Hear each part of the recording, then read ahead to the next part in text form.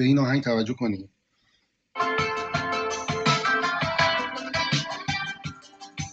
همش به خودم میرسم به عشقت، چشات منو میده سمت تیکش. میگه چشات منو میده سمت تیکش. چرا این گونه شنیده میشه؟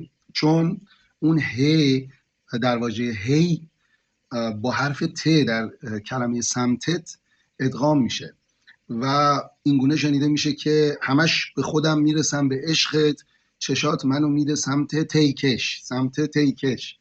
این تی مثل اون وسیله زمینشویی شنیده میشه و این یه فاجعه بزرگ برای یک ترانه است. اگر شما مثلا از یک کلمه استفاده کنید مثل من از زبون تو شنیدم، این دوتا ز، از و زبون در هم ادغام میشن.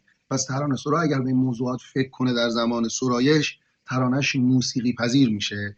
یه فصل داریم به اسم چگونه یک ترانه موسیقی پذیر بنویسیم